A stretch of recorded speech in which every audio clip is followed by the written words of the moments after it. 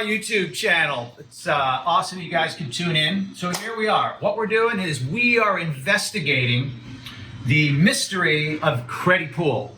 We want to determine, all the facts. We want to lay it all out on the table and put together the puzzle of Creddy Pool. Their whole timeline, their storyline, their history, and kind of back it up and verify it with facts, photographs, interviews, and all that kind of stuff. So we're very fortunate to have some incredible musical guests that are going to be appearing on the show. Today I'm going to be speaking with James Phillips. James Phillips is a local Vancouver musician who played in some bands like Lead Pipe Cinch and Cinder Squad. He also lived in Seattle for a fair amount of time, and he got fairly intimate with the scene down there. And he has some great information about Creddy Pool. So we're looking forward to talking to him. So he's going to be here in a minute. So hang tight, hang in there, and let's get to it. Cheers, James. Cheers, buddy. So good to see you, man. Here we are. So, James, let's talk about the Seattle scene. You were in Seattle. You were playing in bands down there. And what's your perspective? Let's have a look through James's lens at the Seattle scene. Well, yeah, you're talking about the so-called Seattle explosion. That's the one.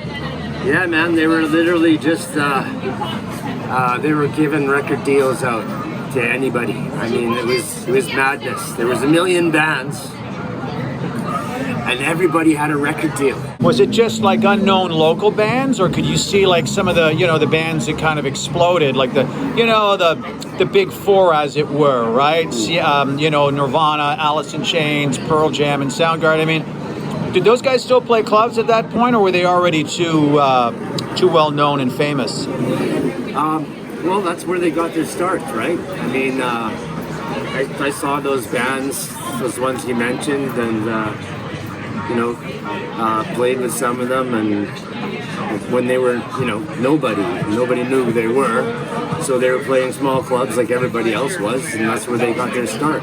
And the scene was so tightly knit. I mean, people were going out every night, as I mentioned, and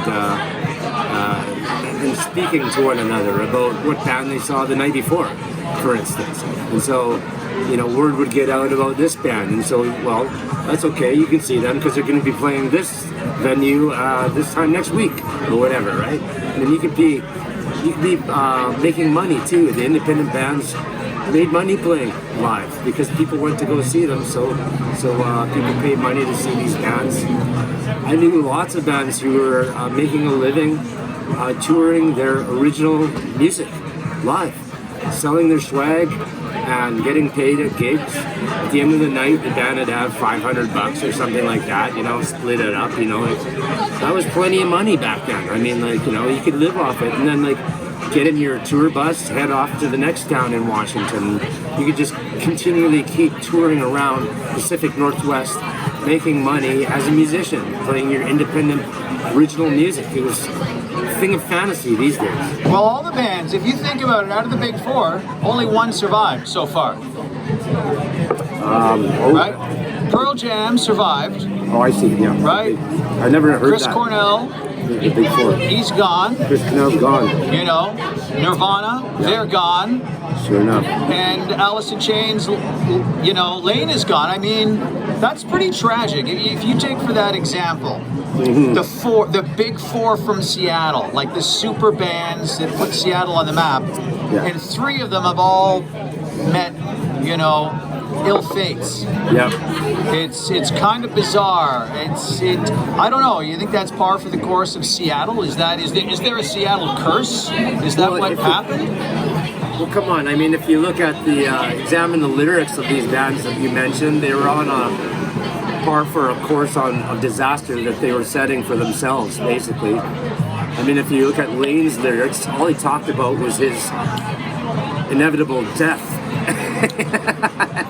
due to heroin usage. I mean, So it was autobiographical, I guess. You know, Yeah, he was foretelling the future. yeah, that's right. When it came, it wasn't a shock to anybody.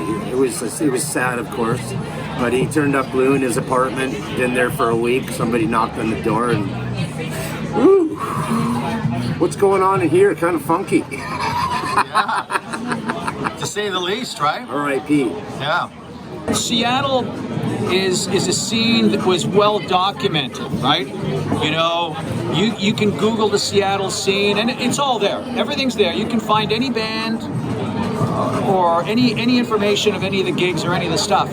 However, the one thing that you cannot find is anything about this band, Creddy Pool. The infamous Creddy Pool. They are Seattle's true independent phantom band. I mean, they just surrounded in, you know, folklore and stories. And problem is, they're enshrouded in mystery, and no one knows to this day much about them because they didn't leave a trail. For one, there might have been foul play. That might have been one reason. The whole band got wiped off the face of the earth because of strikebacks, perhaps, because they were hanging out with the wrong people. They were dealing drugs. They were taking drugs. They were with that crowd that might have had something to do with wiping them off the face of the earth. There's another possibility, and that was that Silas Marx's father worked for the SS and also did a stint for the CIA. And this is strange and would be a possible reason for Silas and the band Creddy Pool's disappearance.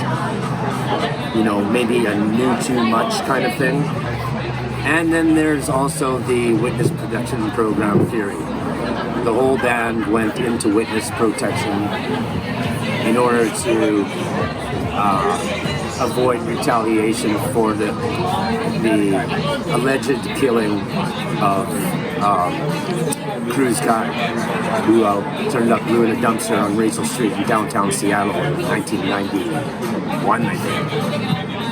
Wow. Yeah. I mean, that's incredible that, you know, there's so much speculation. I mean, nothing is beyond reality in the world of rock and roll, really, if you think about it. Like, if you can imagine it, if you can think it, then it can be real, right? I mean, it's such an outrageous lifestyle, and it's almost an anything goes mentality. So, you know, I'm not shocked by any of this. Like, I personally don't find any of it outrageous because That's rock and roll. That's rock and roll.